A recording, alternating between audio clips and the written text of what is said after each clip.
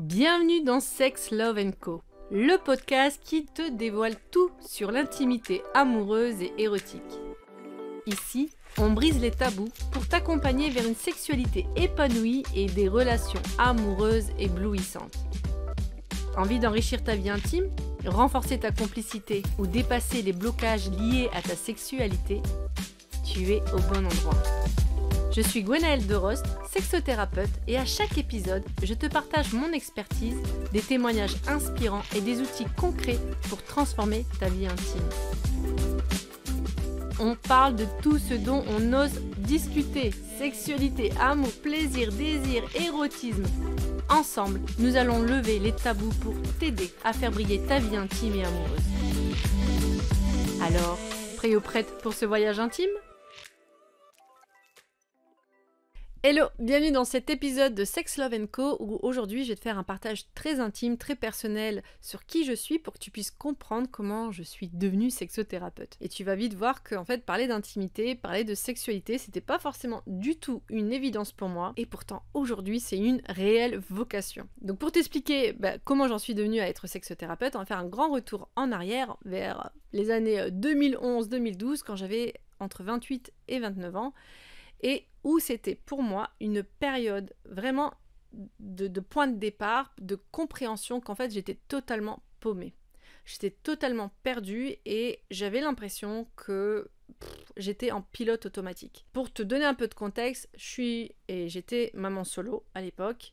J'avais une gamine à charge, donc à 100%, qui avait 8 ans.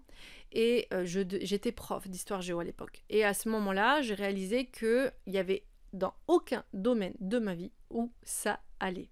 C'est-à-dire que je n'arrivais pas à sentir que j'étais épanouie dans le domaine pro, le domaine perso, le domaine amoureux. Avec ma fille, je sentais que j'étais dans le conflit, dans le sens où je ne me sentais pas présente à 100% dans ma relation avec ma fille. Donc, je me suis dit, potentiellement, c'est à cause de la France. Donc, j'ai fait le choix de quitter la France. Je me suis dit, avec mon métier, je peux travailler n'importe où. Et j'avais postulé un peu en Afrique, et j'avais postulé dans d'autres parties de l'Asie, et j'ai été prise sur Dubaï. Et je me suis dit, pourquoi pas ? J'avais aussi reçu un poste en Afrique, mais je me suis dit, Dubaï, c'est peut-être une opportunité, parce que c'est un pays qui est anglophone. Même si à la base, ils parlent arabe dans leur langue maternelle, mais comme il y a un brassage culturel, l'anglais, c'est la langue, je dirais, de communication pour toutes les personnes qui habitent à Dubaï. Et moi, un de mes rêves, c'était de savoir parler l'anglais. Je me suis dit, pourquoi pas Dubaï ? Et franchement, j'étais beaucoup couverte de clichés par rapport à Dubaï. Je me suis dit, mais ça peut être une expérience, au moins d'1 an, on voit. Donc ce que j'ai fait, c'est que j'ai laissé ma gamine à ma maman à ce moment-là. Et moi, je suis partie à Dubaï en pensant qu'en plus, eh bien, comme j'étais tellement paumée, ça allait peut-être me donner une bouffée d'air frais et possiblement, j'allais prendre de la hauteur sur des situations dans ma vie pour revenir plus fraîche. J'avais franchement peut-être pas cette intention de me dire que j'allais faire ma vie à Dubaï pendant 9 ans. Et c'est ce qui s'est passé.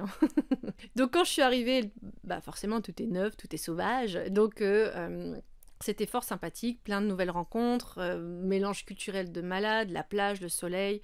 C'était une opportunité pour moi de découvrir aussi et de sortir des carcans des environnements que je vivais à l'époque et de m'offrir un nouvel horizon. Donc c'était hyper, franchement, une super expérience. La deuxième année, j'ai réussi à trouver un boulot stable en tant que prof dans un lycée international. J'amène ma gamine, je l'inscris au lycée international où je bosse, j'ai un logement, j'arrive à m'en sortir plus ou moins financièrement parce que c'est pas avec un salaire de prof que c'est folichon à Dubaï, en sachant que moi j'ai pas en contrat d'expat, j'étais en contrat local.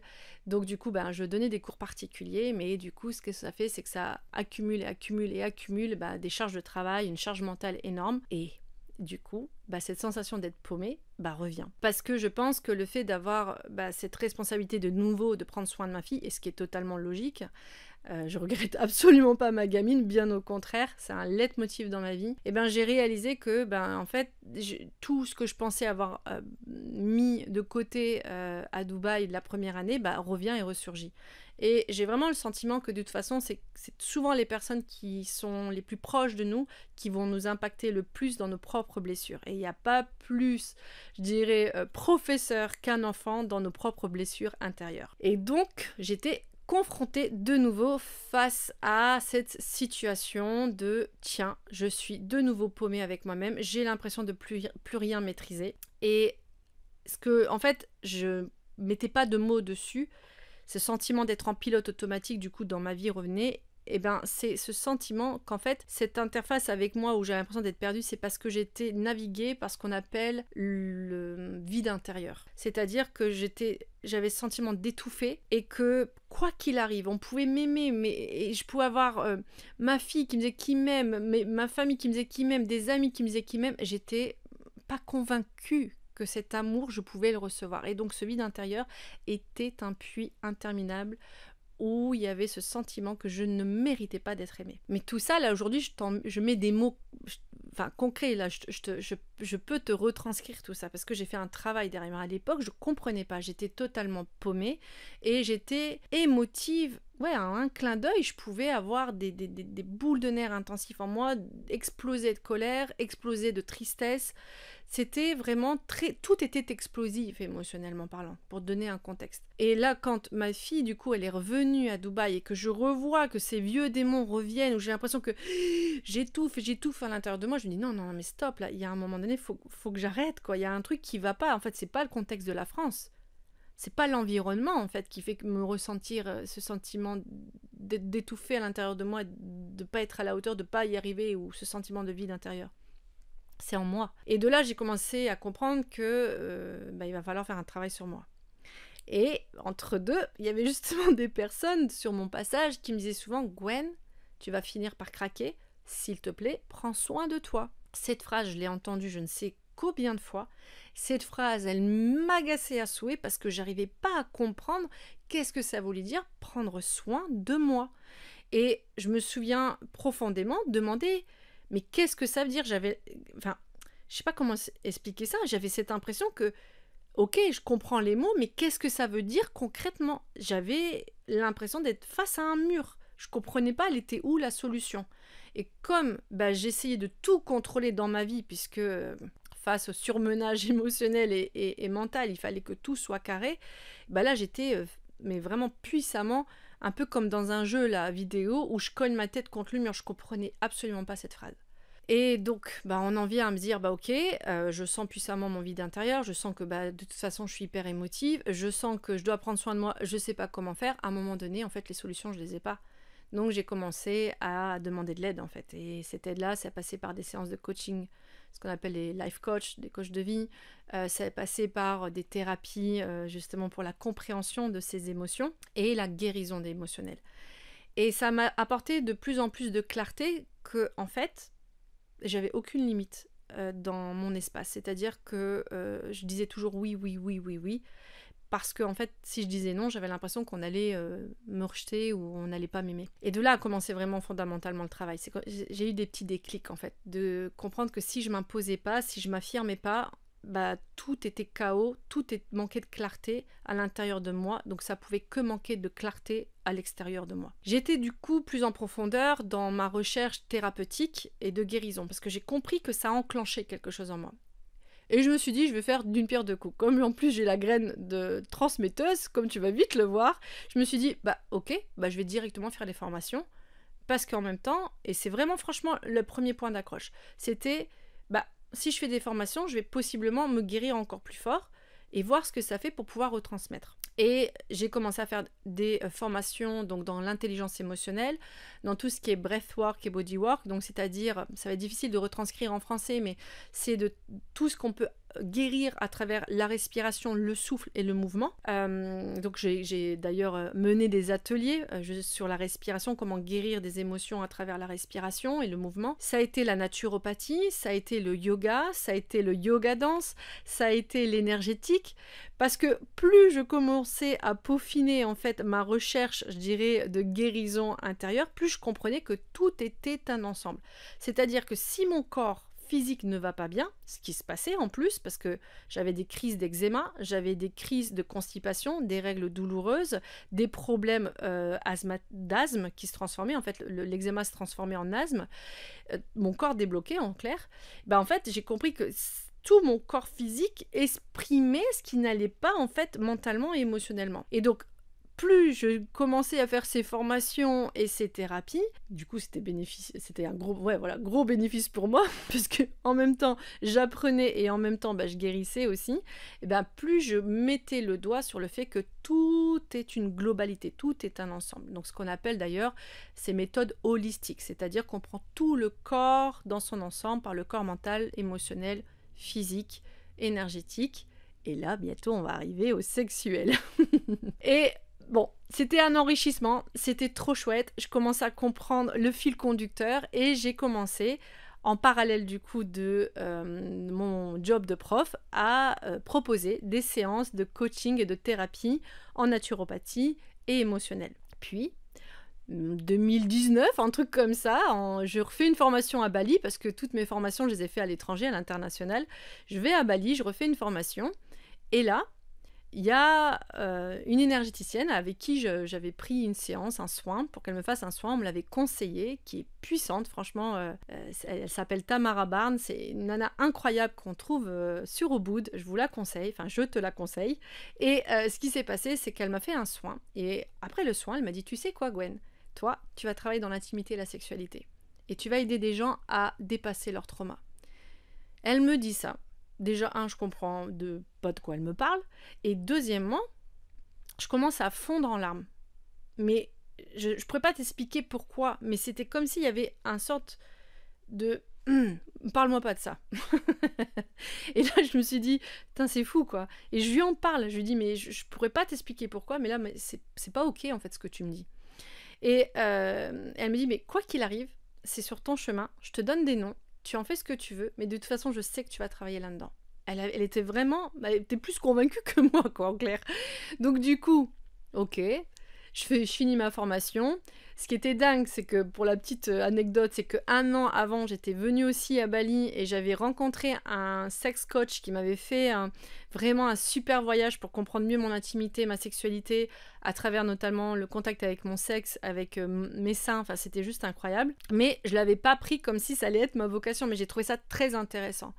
Mais j'étais encore assez loin et espacée en fait. Je rentre donc en septembre 2019, je fais ma rentrée, je commençais à travailler du coup en temps partiel parce que je voulais justement ouvrir mon cabinet en naturopathie et dans tout ce qui était thérapie d'intelligence émotionnelle.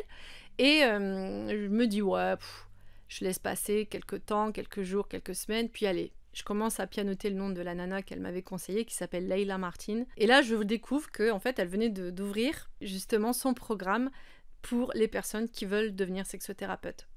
Et cette nana, elle est incroyable. Vraiment, elle a transformé ma vie. Son programme a transformé.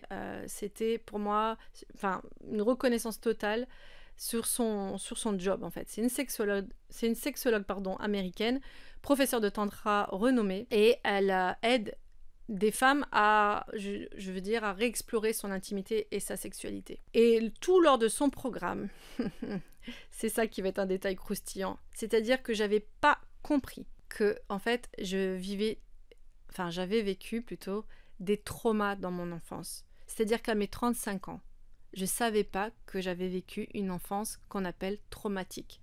Je savais que je venais d'une famille qu'on appelle dysfonctionnelle, je savais que c'était chaotique, je savais qu'il y avait eu de la violence. Mais j'avais une tendance à diminuer le contexte, me dire c'est comme tout le monde, quoi.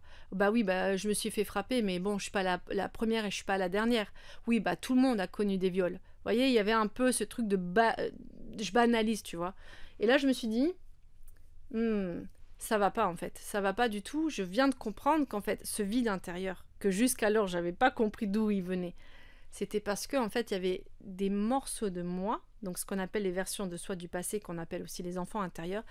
Ils avaient été tellement blessés, tellement bafoués, tellement souillés, et c'est moche les mots que j'utilise, mais c'est une réalité, que ça m'avait donné cette impression que je n'avais aucune valeur. Et c'est là où en fait j'ai compris, et franchement je te conseille de lire ce livre si ça te résonne en toi, qui s'appelle Le corps se souvient, de Bessel van Volk, mais je suis pas sûre que j'ai bien prononcé son nom de famille, mais le corps se souvient.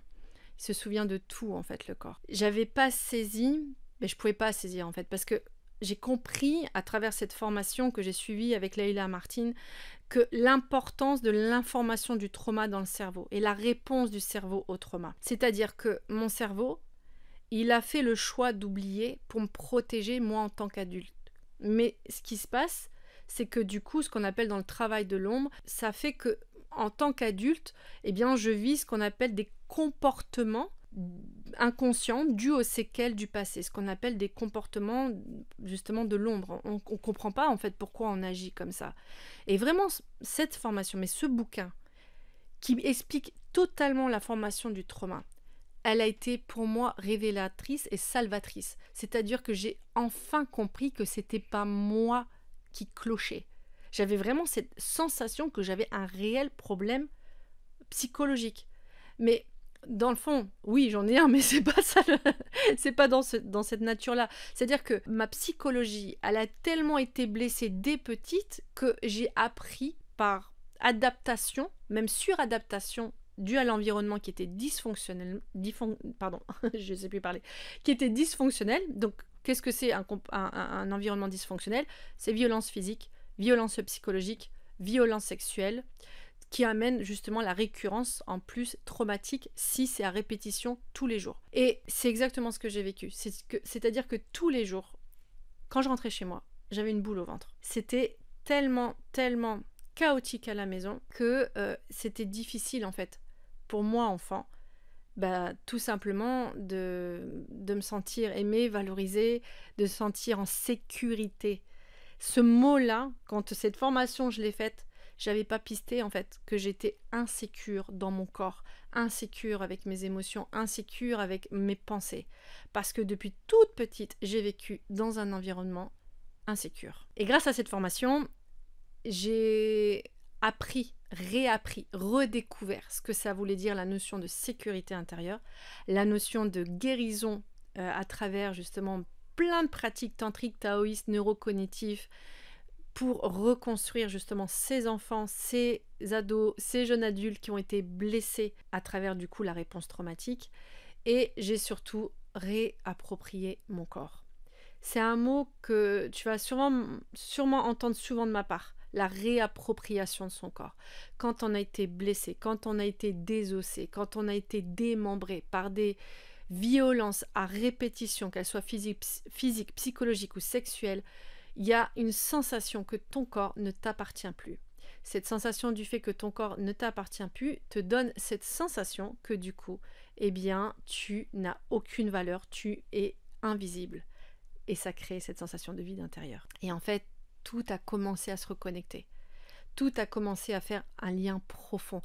Et ce lien profond, c'est qu'en fait, j'étais morte potentiellement dans certains espaces à l'intérieur de moi, voire éteinte. C'est peut-être dur ce que je dis, mais c'est une réalité. Et justement, pour t'en dire un peu plus aussi, moi, sur mon point de vue dans mon intimité et ma sexualité. Pendant le parcours de la sexothérapie, j'ai découvert à quel point aussi je me mentais sur ma manière de vivre ma sexualité. C'est-à-dire que vraiment, j'avais l'impression que je vivais ma sexualité sans tabou, dans le sens où j'étais ouverte à en parler, j'étais ouverte à pratiquer certains types de sexualité, dans le sens avec mon partenaire, j'ai jamais senti de gêne. Et pourtant, je souffrais de vaginisme et je souffrais de dyspareunie. Qu'est-ce que c'est? C'est justement avoir mal avant, pendant et après l'acte sexuel. Pourquoi j'étais tellement dissociée de mon corps? C'est-à-dire que tout ce que moi je voulais, c'est être aimée, puisque j'avais cette sensation de vide, puisque j'avais enfant eu l'impression que je ne méritais pas l'amour, que j'en oubliais mon contact avec le corps, et que je me disais que pour être aimée, il fallait que je fasse l'amour avec la personne avec qui j'étais, sinon elle va me quitter. Donc il y avait quelque part, même si j'avais cette sensation que je prenais mon pied, en fait, vraiment, c'était un peu faussé, parce que ce qui, moi, en fait, me motivait, c'était de me dire, il faut qu'on soit en interaction intime, de corps à corps, pour être sûr que tu m'aimes.